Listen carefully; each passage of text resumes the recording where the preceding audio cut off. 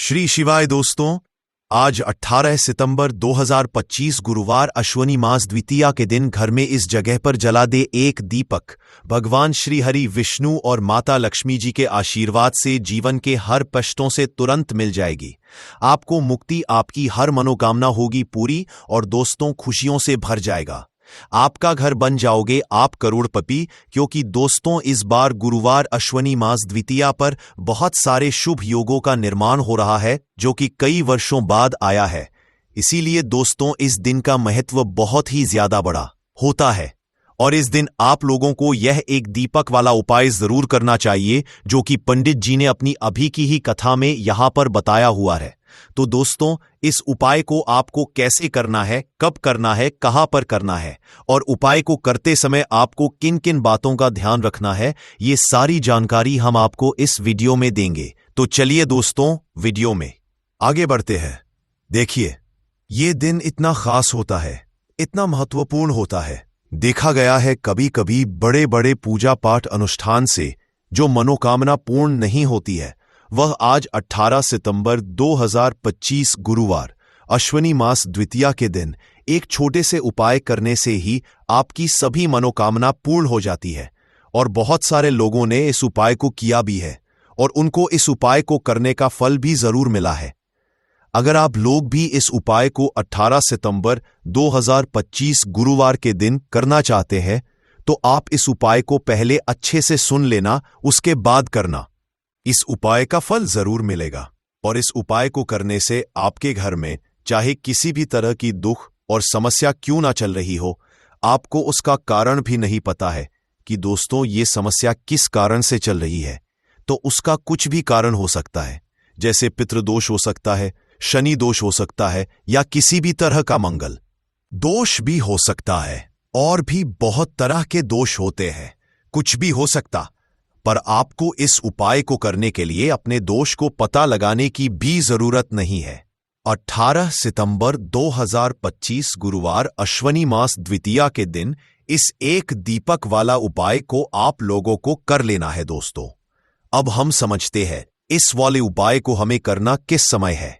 तो सबसे पहली बात दोस्तों हम समझते हैं कि ये एक दीपक वाला उपाय करना किसको है। तो देखिए यहां पर सीधी सी बात है कि ये एक दीपक वाला उपाय जो उपाय है ये किस लिए किया जा रहा है। ये मनोकामना को पूर्ण करने के लिए किया जा रहा है। ये आपके जीवन जो दुख और परेशानियां हैं उनको दूर करने के लिए किया जा रहा है, या आपका कोई बड़ा काम है जो कि नहीं हो पा रहा है, आप उसके लिए इस उपाय को कर सकते हो। तो सीधी सी बात यह है कि आप अपनी किसी भी तरह की मनोकामना के लिए इस वाले उपाय को कर सकते हो।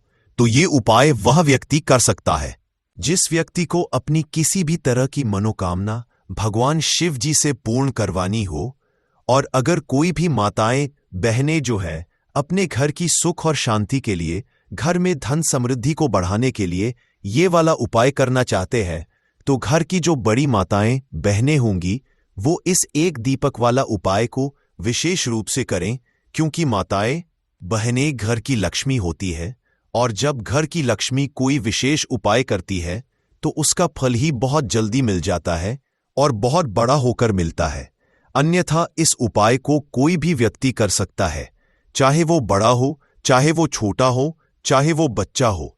जिस व्यक्ति को यह एक दीपक वाला उपाय समझ आ गया, वो व्यक्ति एक दीपक वाला उपाय को आज गुरुवार अश्वनी मास द्वितीया के दिन जरूर करें, क्योंकि उसको इस उपाय को फल बहुत ही जल्दी मिल जाएगा।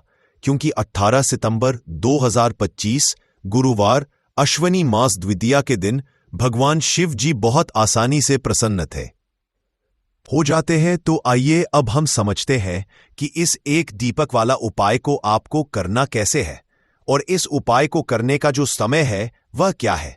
तो देखिए 18 सितंबर 2025 गुरुवार अश्वनी मास द्वितीया के दिन किए जाने वाले यह एक दीपक वाला जो उपाय है, यह मुख्य रूप से सुबह का समय होगा, प्रातः काल का समय होगा। किस समय होगा? सुबह का समय होगा। आपको कोशिश यही करनी है कि सुबह के समय हम इस एक दीपक वाला जो उपाय को कर लें। पर किसी कारणवश अगर आप सुबह को इस उपाय को ना कर पाओ, आपको कहीं काम से जाना हो या किसी और काम की वजह से आप उपाय को ना पाओ, तो आपके पास फिर दूसरा मौका रहेगा। जो कि शाम के समय का रहेगा, प्रदोष काल का रहेगा। अब दोस्तों, प्रदोष काल का समय भी एक बहुत ही लोगों के मन में प्रश्न बन जाता है कि दोस्तों यह समय होता कब है, कितने बजे से लेकर कितने बजे यह समय होता है, ताकि हमें उपाय के लिए जो है करने का समय पता लग जाए। तो हम आपको बता दें, प्रदोष काल का जो एक समय होता है शाम का समय, वो होता है शाम के 6 बजे से लेकर शाम के 7 बजे के बीच का समय। के बीच में आप उपाय को करेंगे तो आपको उस उपाय का जरूर फल मिलेगा। तो शाम के 6 बजे से लेकर शाम के 7 बजे के बीच में आप लोग इस एक दीपक के दीपक वाला जो उपाय को कर सकते हो। तो भैया, बहुत सारे लोग यहां पर ये प्रश्न भी जरूर करेंगे कि दोस्तों हम तो नौकरी पर जाते हैं, हम अपनी ड्यूटी पर जाते हैं और आने में हमें देर हो जाती है, तो उस जगह पर हमें क्या करना चाहिए। तो देखिए, उन लोगों को भी टेंशन लेने की जरूरत नहीं है। अगर लोग इस उपाय को शाम के समय प्रदोष काल में कर रहे हैं और अगर आप आने में देरी भी हो जाती है, आपको आने में 7 बजे तक आप नहीं पहुंच पाते हो, तो दोस्तों आप 7 या रात 8 बजे तक भी अगर उपाय को करोगे तो भी चल जाएगा। और अगर इससे भी थोड़ा देर हो जाती तो भी आप उपाय को कर सकते हो, क्योंकि 18 सितंबर 2025 गुरुवार अश्विनी मास द्वितीया का दिन है। यह दिन बहुत ही कम आता है पूरे साल भर के बार। इसीलिए जब आपको मौका मिल जाए, जब आप इस उपाय को जरूर कर लेना। कोई भी उपाय हो, आप कभी भी कर सकते हो। आज गुरुवार के दिन बस कोशिश करना कि समय के थोड़ा अंतर्गत ही कर लो, पर किसी कारणवश अगर ना कर पाओ तो फिर आप थोड़ा देरी से भी कर सकते हो। आपको उपाय का फल जरूर मिलेगा।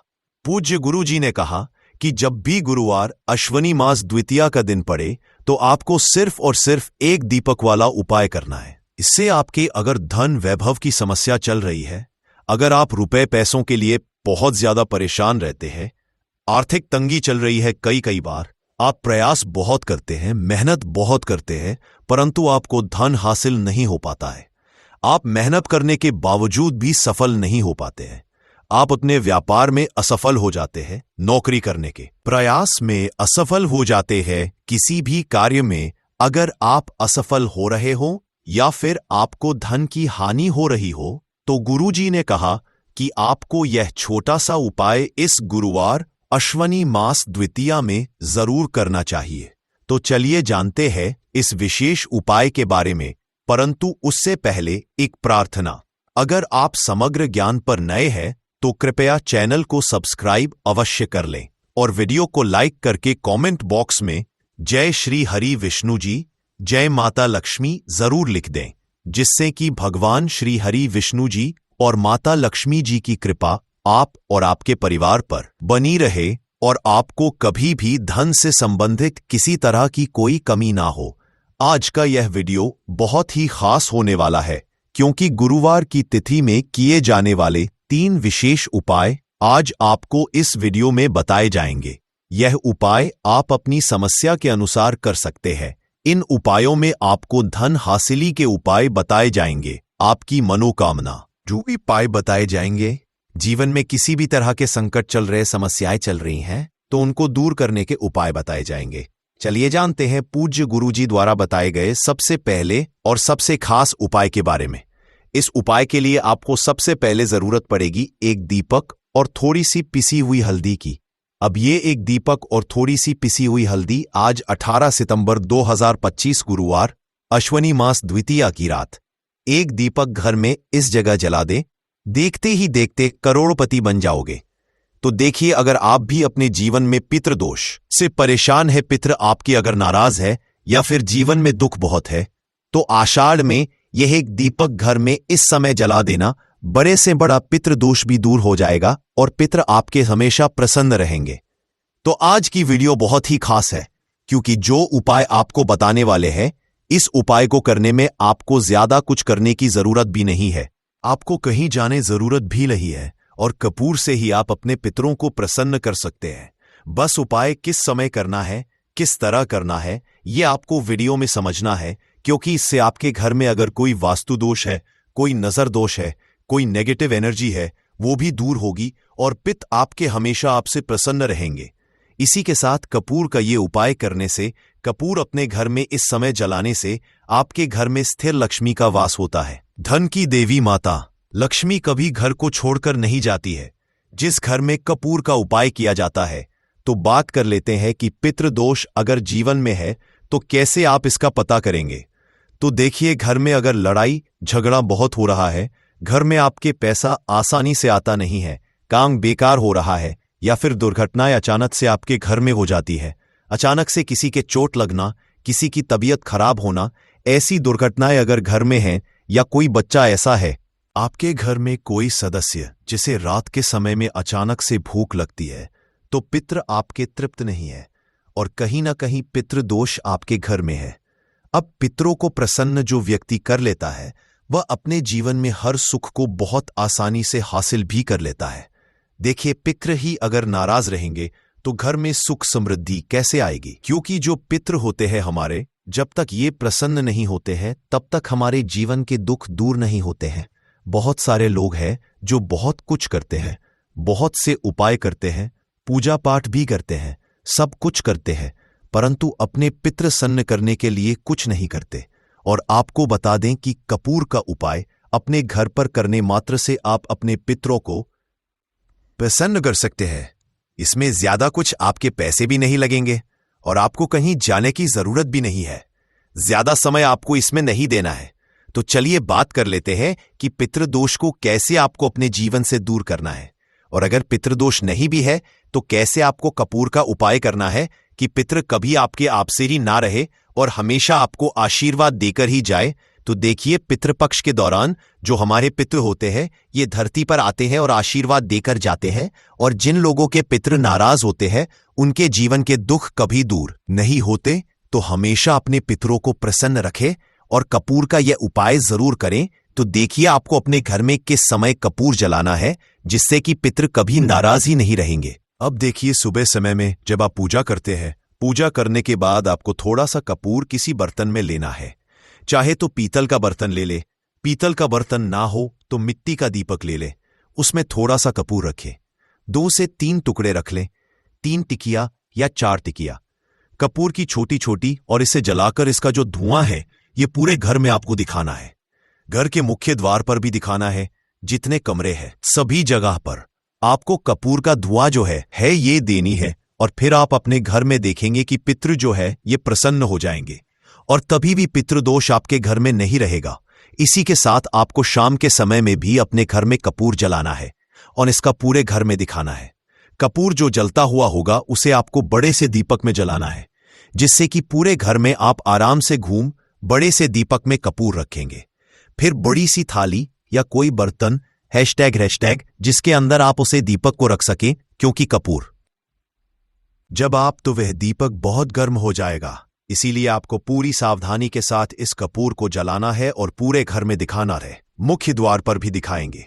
बिल्कुल इस चीज का ध्यान रखें, क्योंकि मुख्य द्वार जो है ये आपके जीवन में बहुत तेजी से धन को बढ़ाने का काम करता है। मां लक्ष्मी मुख्य द्वार से ही आती है, तो यहां पर कपूर जरूर दिखाएं। और यह उपाय आप आषाढ़ में जितने ज्यादा दिन कर सकते हैं उतने दिन इस उपाय को करें। कभी पितृदोष आपको नहीं लगेगा, पितृ कभी नाराज नहीं रहेंगे और हमेशा आपको आशीर्वाद देकर जाएंगे। आप देखेंगे कि जीवन के जो दुख कम नहीं हो रहे थे ना, अचानक से आपके जीवन से वो दुख बहुत तेजी के साथ दूर होने लगेंगे। मां लक्ष्मी की कृपा बरसने लगेगी और जीवन में जो भी कष्ट थे, दुख थे, वो कभी लौटकर नहीं आएंगे। धन को लेकर जो आप परेशान हैं, धन से जुड़ी समस्याएं भी बहुत तेजी के साथ आपके जीवन से दूर होने लगेंगी। तो कपूर का उपाय आपके घर में सकारात्मक ऊर्जा को भी बढ़ाता है, आपके पितरों को भी प्रसन्न करता है। साथ ही साथ कपूर जब आप घर में जलाते हैं तो स्थिर लक्ष्मी का आपके घर में वास होता है।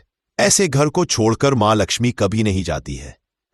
कपूर जब आप अपने घर में जलाते हैं, कोई नजर दोष घर को नहीं लगती, आपके पैसे को नहीं लगती। और ऐसा समय समझ लीजिए कि जब भी आप कपूर जलाएंगे, कोई भी नेगेटिव एनर्जी हो, पूरी शक्ति हो, आपके घर से तुरंत दूर होती है। तो ये हो गई बात पितृदोष को कैसे दूर करना है, पितरों को कैसे प्रसन्न करना है, धन में कैसे वृद्धि करनी है। अब बात कर लेते हैं अपने दूसरे उपाय की। अच्छा, दूसरा उपाय जो अब आपको बताने जा रहे हैं, इस उपाय को अगर आप पितृपक्ष में करते हैं तो घर में आपके हमेशा सुख शांति बनी रहती है। घर में कभी भी लड़ाई झगड़ा क्लेश नहीं होता है।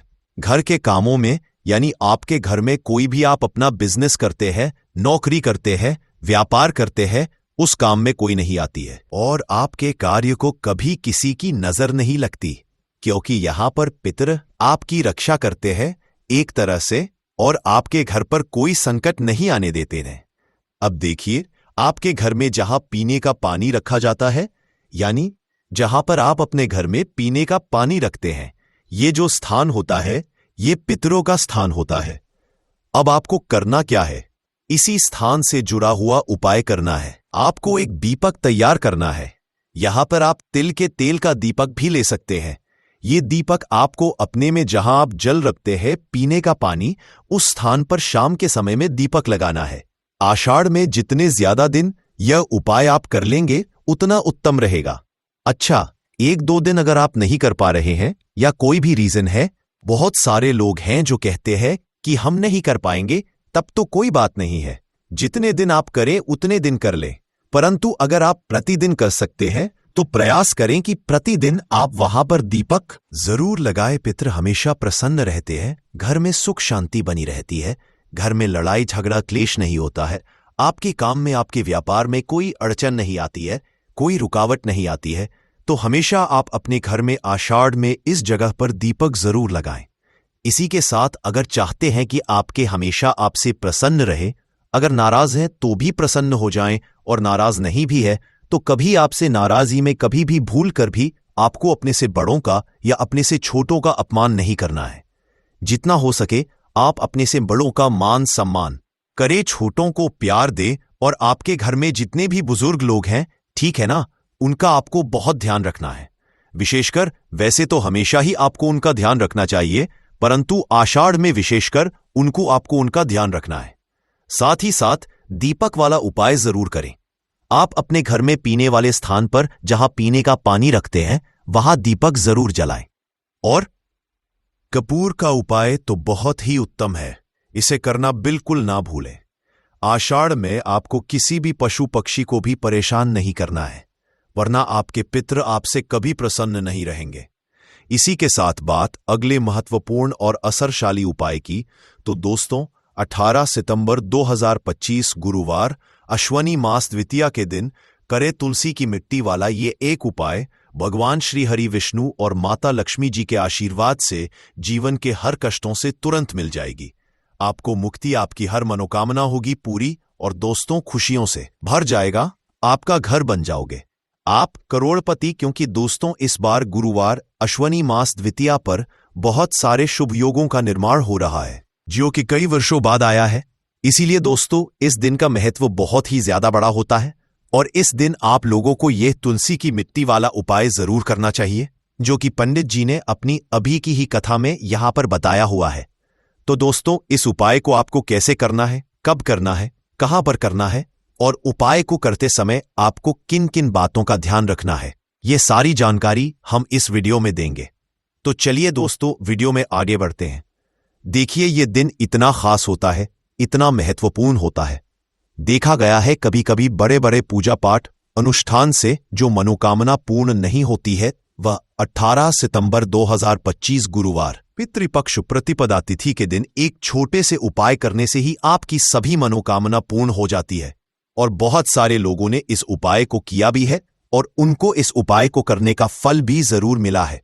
अगर आप लोग इस उपाय को 18 सितंबर 2025 गुरुवार के दिन करना चाहते हैं तो आप इस उपाय को पहले अच्छे से समझ लेना, सुन लेना, उसके बाद करना। आपको इस उपाय का फल जरूर मिलेगा और इस उपाय को करने से आपके घर में चाहे किसी भी तरह की दुख और समस्या क्यों ना चल रही हो, आपको उसका कारण भी नहीं पता है कि दोस्तों यह समस्या किस कारण से चल रही है, तो उसका कुछ भी कारण हो सकता है। जैसे पितृ हो सकता है, शनि दोष हो सकता है, या किसी भी तरह का मंगल दोष भी हो सकता है, और भी बहुत तरह के दोष होते हैं, कुछ भी हो सकता है।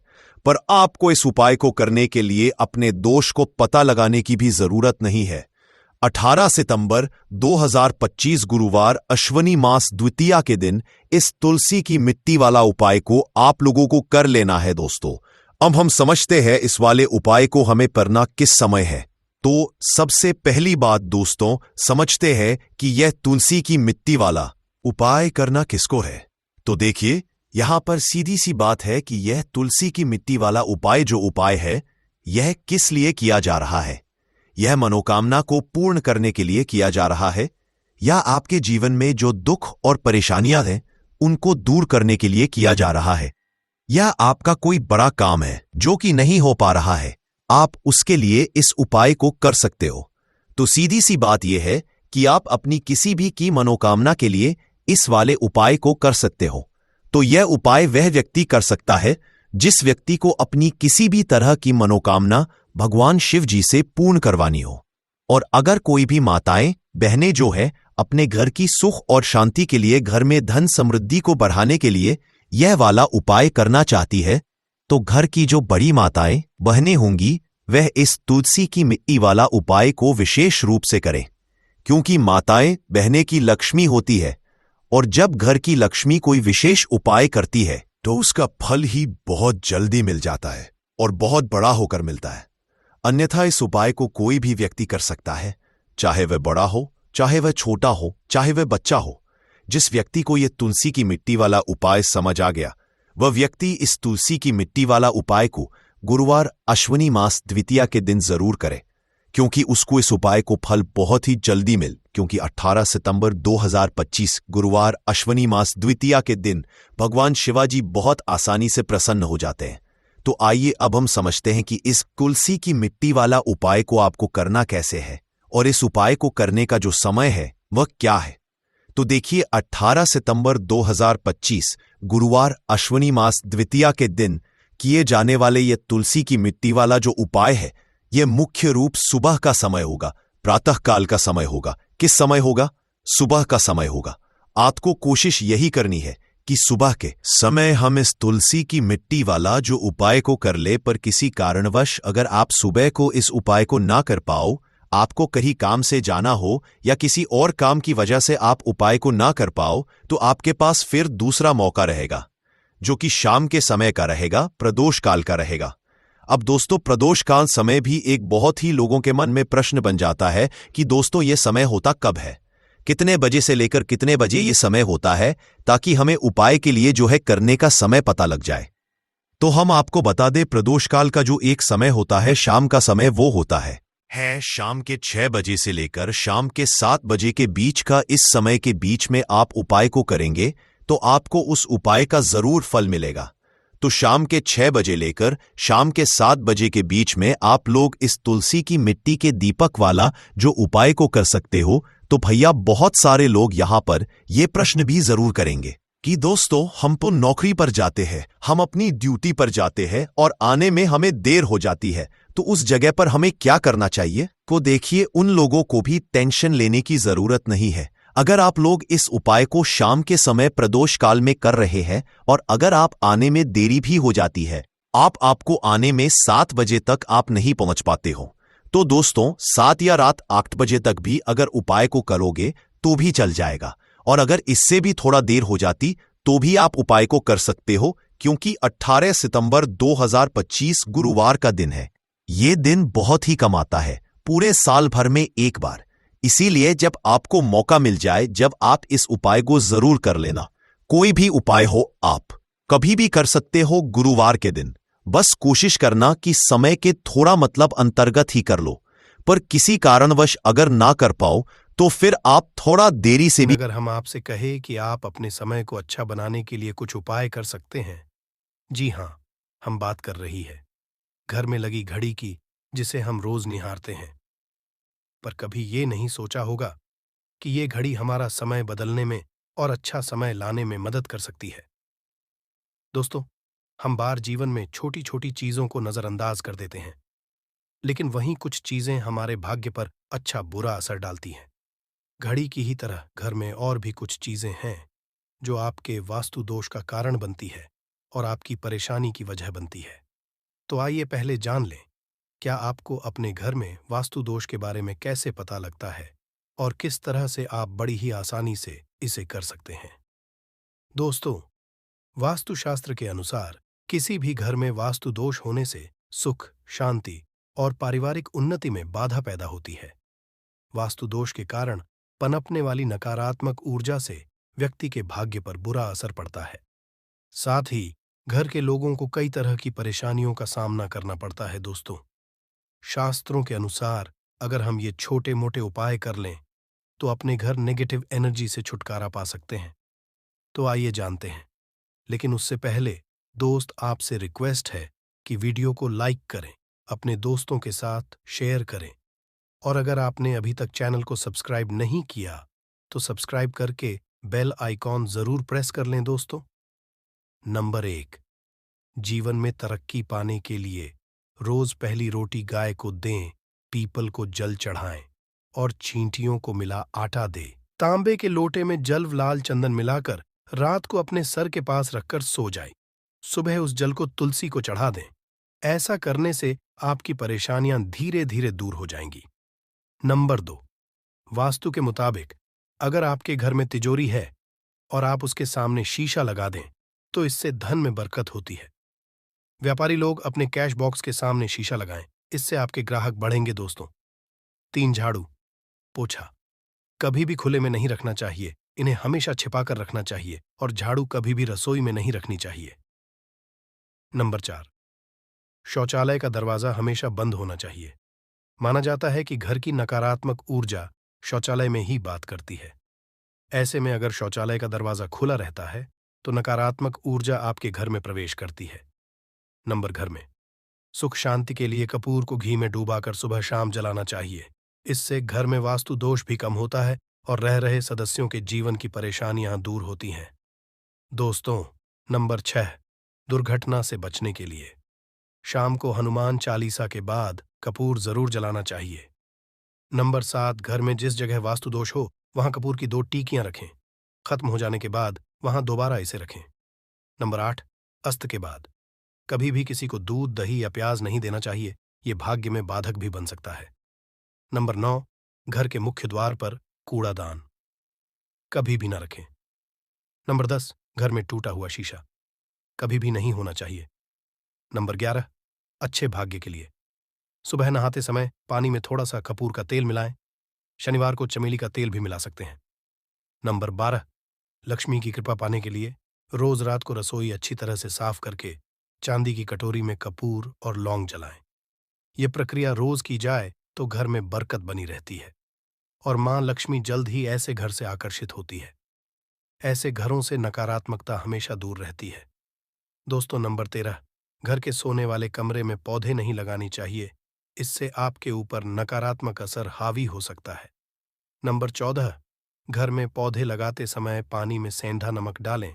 सादे नमक का भी आप उपयोग कर सकते हैं, लेकिन दोस्तों ज्यादा फलदायी होता है। आपको शुभ फल जल्द ही हासिल होंगे। दोस्तों, घड़ी की सही दिशा आपके जीवन को भी सही रास्ता दिखाने में मदद कर सकती है। इसके अलावा कैलेंडर को किस जगह लगाना चाहिए और किस जगह पर नहीं, ये भी हम जानेंगे। सबसे पहली बात जिसकी हम बात करेंगे वो है दोस्तों घड़ी का आकार, यानी घड़ी की शेख। दोस्तों, शास्त्र के अनुसार गोलाकार की घड़ी या अंडाकार घड़ी सबसे उत्तम मानी जाती है, पर आजकल देखा जा रहा है कि बाजार में कई तरह की घड़ियां मौजूद हैं जिसमें घर के सदस्य या भगवान की तस्वीरें और फोटो भी लगी होती है। लेकिन दोस्तों, आपको बता दें कि घड़ी के साथ तस्वीरें लगाना बिल्कुल भी सही नहीं है। इससे आपके घर के सदस्यों के जीवन पर समय का असर देखने को मिल सकता है। और की तस्वीर घड़ी में बिल्कुल भी नहीं लगानी चाहिए, क्योंकि भगवान की तस्वीर को रोज धूप, दीप, अगरबत्ती और पूजन की आवश्यकता होती है और घड़ी तो कई महीनों तक धूल में पड़ी रहती है। इससे भगवान का अपमान होता है और यह शुभ नहीं माना जाता। हो सके तो घड़ी का आकार गोल और अंडाकार ही पसंद है। घड़ी का गोल या अंडाकार बोना हमारी पृथ्वी के आकार को दर्शाता है, जो को और घड़ी में नुकीले कौन होते हैं और वास्तु के अनुसार नुकीली चीजें नकारात्मक ऊर्जा का संचार करती हैं। दोस्तों, अगली बार जिसका आपको ख्याल रखना है वो ये है कि घड़ी को स्वच्छ रखें, साफ सफाई का ध्यान रखें, धूल ना जमा होने दें और कहीं से भी घड़ी टूटी फूटी नहीं होनी चाहिए। दोस्तों, जैसा कि हम सभी चाहते हैं कि हमारे जीवन में सब अच्छा और बेहतर होता रहे, तो उसके लिए हम खुद को संवारे रखते हैं, नए कपड़े और नए आभूषण पहनते हैं। उसी तरह अपने घर की घड़ी को स्वच्छ और नए जैसा ही रखना चाहिए। ये कहीं से भी टूटी फूटी नहीं होनी चाहिए। समय समय पर घड़ी पर छड़ी धूल और जालों को साफ करते रहें, जिससे आपका भाग्य भी धुंधला नहीं पड़ेगा। दोस्तों, कई घरों में आदत होती है कि पुरानी गाड़ी को बनवा कर ही चलाते रहते हैं। एक जगह नई घड़ी आई तो पुरानी किसी और जगह लगा देते हैं। कृपया ध्यान रखें, घर में पुरानी या फिर टूटी हुई या धूल चढ़ी हुई और बंद गाड़ी तो बिल्कुल भी ना रखें। क्यों? इससे घर में नकारात्मकता और दरिद्रता का वास होने लगता है। बंद पड़ी घड़ी को घर में रखने से व्यक्ति के जीवन में नए अवसर नहीं आते और वो अपने कार्य में सफलता हासिल नहीं कर पाता। अगली बार जिसका आपको ध्यान रखना है वो है घड़ी की सही दिशा। घड़ी को कभी भी दक्षिण दिशा में नहीं लगाना चाहिए। दक्षिण दिशा यमलोक की दिशा मानी जाती है। काल का अंतिम चक्र यहीं से शुरू होता है। इसीलिए वास्तुशास्त्र में इस दिशा को घड़ी के लिए अशुभ माना गया है। घर में घड़ी को उत्तर दिशा, पूर्व दिशा या पश्चिम दिशा में आप लगा सकते हैं, लेकिन ध्यान रखें कि घड़ी को कभी भी मुख्य द्वार, कमरे के दरवाजे या आने जाने के लिए उपयोग किए जाने वाले दरवाजे के ऊपर कभी भी नहीं लगाना चाहिए। इससे समय का असर आपके आने जाने की गति और दिनचर्या पर पड़ सकता है। दोस्तों, घड़ी के साथ कैलेंडर का भी ध्यान रखें। जहां घड़ी समय का चिन्ह है, तो वहीं कैलेंडर उससे जुड़ी तारीखों का लेखा जोखा बताता है। कैलेंडर को पूर्वी और उत्तरी दिशा की दीवार पर कभी भी नहीं लगाना चाहिए। ये इससे वास्तु दोष उत्पन्न होता है। और कृपया करके अपने घरों में नए कैलेंडर के साथ पुराना कैलेंडर कभी भी ना लगाएं। दोस्तों, घड़ी और कैलेंडर दोनों ही आने वाले समय के सूचक हैं, जो आगे बढ़ने की प्रेरणा देते हैं। उन्हें समय के अनुसार ही लगाना चाहिए। इस बात का हमेशा ध्यान रखें कि घड़ी का समय हमेशा सही होना चाहिए। बहुत से लोगों की आदत होती है घड़ी का समय आगे या पीछे रखते हैं, तो ये गलती आप ना करें। समय हमेशा सही रखें। इससे आपको कभी भी समय का कालचक्र और दुष्ट परिणाम हासिल नहीं होता। ये छोटा सा आप जरूर करके देखिए। दोस्तों, छोटी छोटी बातें हैं जिनका आपको ध्यान रखना है। दोस्तों, रखी हुई घड़ी और पुराना कैलेंडर आपके भाग्य को भी रुकावटों से भर देता है। इसीलिए वक्त के साथ आगे बढ़ते रहने के लिए घड़ी और कैलेंडर को बदलते रहिए और कैलेंडर को कभी भी अपने सोने के कमरे में ना लगाएं, ना ही इसे कभी मुख्य द्वार पर टांगे। ये शुभ नहीं माना जाता। पुरानी घड़ी को दान में देना शुभ माना जाता है। इससे आपके जीवन से बुरा समय निकल जाता है। इसीलिए अगर आपके घर में कोई पुरानी घड़ी है जो टूटी फूटी ना हो और खराब ना हो, तो वो आप किसी जरूरतमंद को दान में जरूर दें। दोस्तों, हमारे हिंदू संस्कृति में प्रत्येक घर में प्रतिदिन पूजा पाठ करने की परंपरा है और इसके लिए सभी अपने घरों में अपने आराध्य का छोटा सा ही क्यों ना हो, परंतु एक मंदिर अवश्य ही बनाते हैं। नियमित पूजा पाठ करने से न सिर्फ मानसिक शांति मिलती है, बल्कि पूरे घर में सकारात्मक ऊर्जा भी व्याप्त हो जाती है। परंतु यह बात भी सच है कि पूजा पाठ करने के कुछ नियम भी होते हैं, जिन्हें यदि हम कर देते हैं तो हमें हमारी पूजा का पूरी तरह से फल हासिल नहीं होता।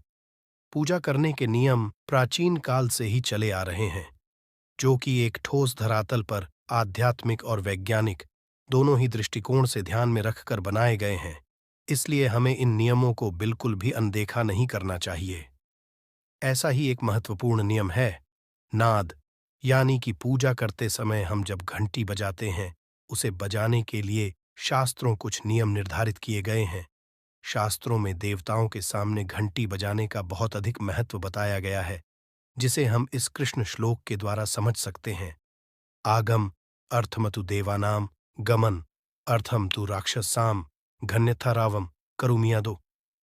देवता आह्वान चरण, इसका अर्थ है कि घंटी बजाने से देवताओं का आगमन और राक्षसों का गुमान होता है, और जो घंटियां राक्षसों से हमारी रक्षा करती है उसे हमारा नमन है।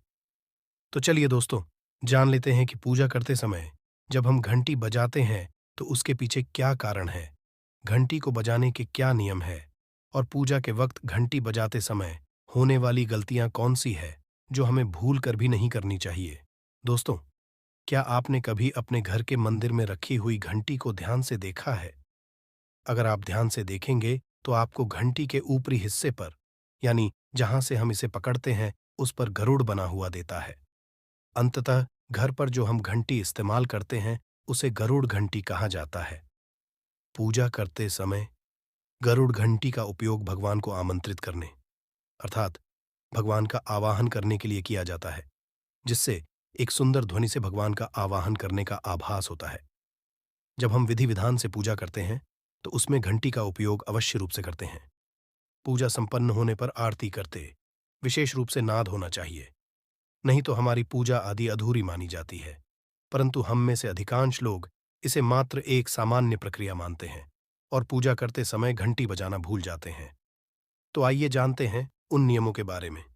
मतलब आज की वीडियो पूरी तरह से आपके प्रश्नों पर आधारित है, जिनका उत्तर मैं आपको शास्त्रों के अनुसार देने का पूरा प्रयास करूंगा। तो वीडियो को पूरा जरूर देखें और अगर आपको आज की वीडियो अच्छी लगे तो इसे लाइक जरूर कीजिए। जय मां लक्ष्मी आपके इस वीडियो को जो भी लाइक और चैनल को सब्सक्राइब करें उसके जीवन में कभी भी धन की कमी ना होने देना। दोस्तों, हमारे प्राचीन शास्त्र की मान्यता है कि सृष्टि के निर्माण के समय सबसे पहले जो बड़ी सी ध्वनि निकली थी वह घंटी की आवाज के समान सुनाई दी थी। घंटी की ध्वनि में ओमकार नाथ का भी आभास होता है, इसलिए घंटी को ईश्वर की आवाज मानते हुए पूजा में स्थान मिला है। इसलिए घंटी का कभी भी अपमान न करें और जिस तरह से देवी देवता की पूजा की जाती है वैसे ही घंटी की भी पूजा करनी चाहिए। दूसरी बात, घंटी को प्रणाम करके ही उसे बजाना चाहिए। बिना प्रणाम किए घंटी बजाना अच्छा नहीं समझा जाता। दोस्तों, आपने अक्सर यह महसूस किया होगा कि पूजा करते समय जैसे ही घंटी बजाई जाती है तो पूरे घर के साथ साथ संपूर्ण वातावरण शुद्ध और पवित्र सा हो जाता है और चारों ओर सकारात्मकता फैल जाती है। परंतु यदि हम नियमों को नजरअंदाज कर देते हैं तो हमें इसका संपूर्ण फल नहीं मिल पाता है। दोस्तों, अधिकतर लोग पूजा संपन्न होने पर सिर्फ आरती के समय ही घंटी बजाते हैं, परंतु यह भी ध्यान रखें कि भगवान को जल अर्पण करते समय, धूप दीप लगाते समय, नैवेद्य अर्पण करते समय नाद करना चाहिए। ऐसा करने से हमारी पूजा संपन्न मानी जाती है। दोस्तों, घंटी बजाते समय भगवान का नाम अथवा आरती अवश्य बोलनी चाहिए। 1 या 2 मिनट ना हो, परंतु प्रतिदिन सुबह शाम घर में घंटी अवश्य बजानी चाहिए। यदि आपको अपने घर में या अपने आप में नकारात्मकता महसूस हो तो आप थोड़ी देर के लिए भगवान के सामने घंटी अवश्य बजाए, सारी नकारात्मकता नष्ट हो जाएगी। दोस्तों, पूजा घर में शनि महाराज एकांत, विरह, उदासीनता और वैराग्य के देवता माने जाते हैं, जबकि गृहस्थी को चलाने के लिए राग, प्रेम एवं भौतिक चीजों की जरूरत होती है। इसलिए शनि की मूर्ति को घर में नहीं लाना चाहिए।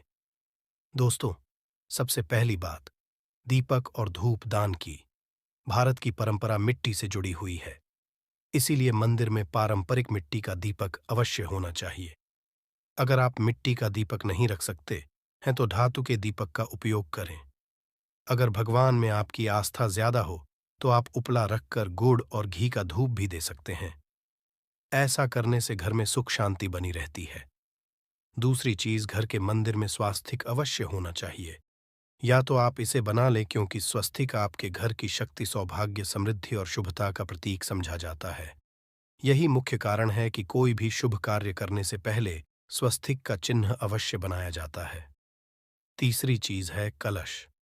भगवान श्री कृष्ण कहते हैं, कलश सुख और समृद्धि का प्रतीक है। अपने मंदिर में रोली कुमकुम से स्वस्तिक बनाकर उस पर मंगल कलश अवश्य रखें। ऐसा करने से घर में सदैव समृद्धि बनी रहती है और की हासिली होती है। चौथी चीज, बहुत ही कम लोग जानते हैं कि शंख की उत्पत्ति समुद्र से निकले 14 रत्नों के साथ हुई थी। इसी कारण से शंख महालक्ष्मी को अत्यंत प्रिय है। शंख की ध्वनि से सकारात्मक ऊर्जा का भी संचार होता है, इसीलिए मंदिर में शंख अवश्य होना चाहिए।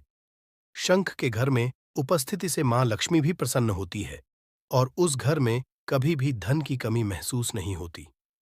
पांचवी चीज, मंदिर में आपने घंटी देखी होगी, क्योंकि घंटी को शुभ समझा जाता है।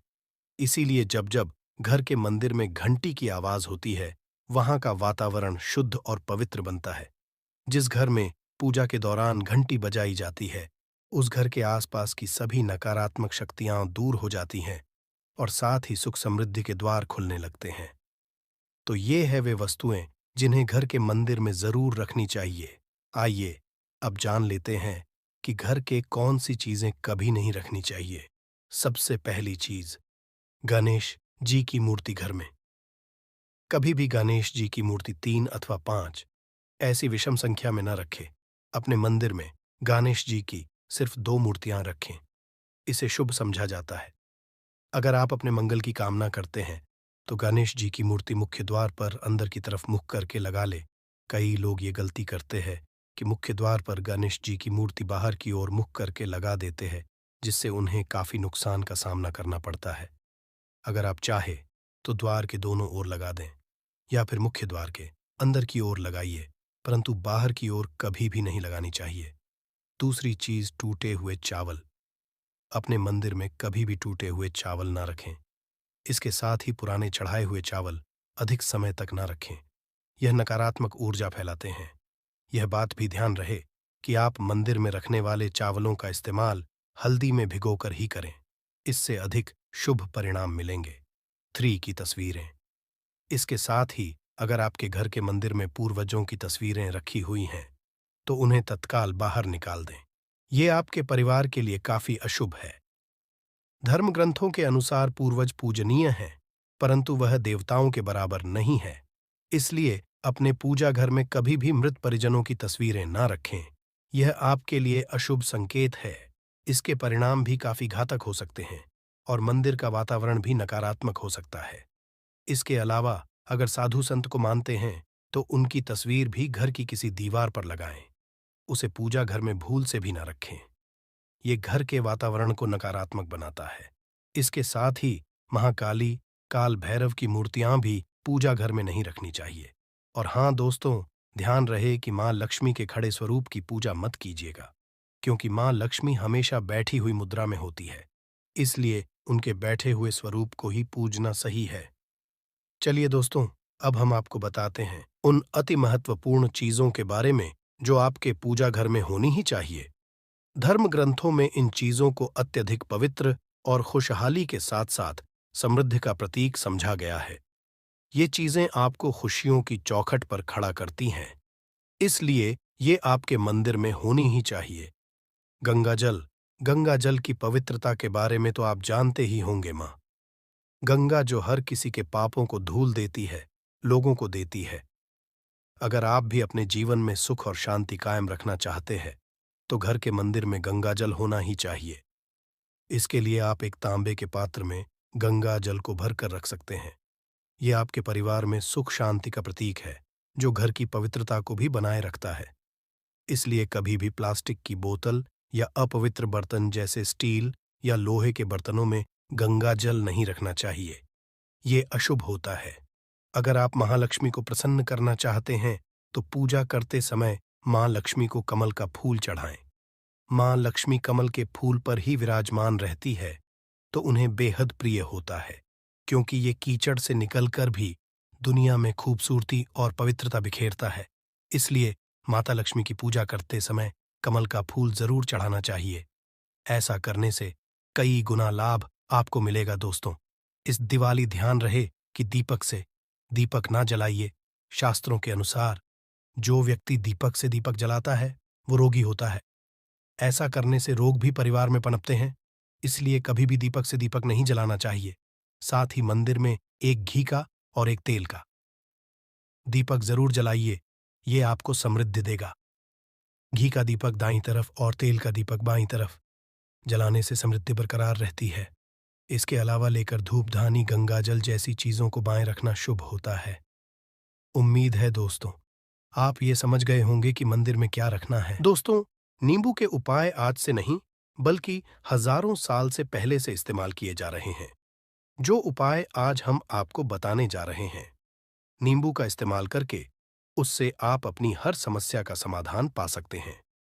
अगर आप ज्योतिष शास्त्र, वास्तुशास्त्र की किताबों में जाते हैं और अध्ययन करते हैं तो नींबू के ऊपर पूरे 11 अध्याय आपको जाएंगे, जिसका मतलब ये है कि नौकरी पाने के लिए नींबू का इस्तेमाल कैसे आप कर सकते हैं, अपने व्यापार को दौड़ाने के लिए कैसे नींबू का इस्तेमाल करना चाहिए, एवं अगर आपका शत्रु आपका विनाश करना चाहता है तो नींबू के उपाय से कैसे आप उल्टा अपने शत्रु का विनाश कर सकते हैं।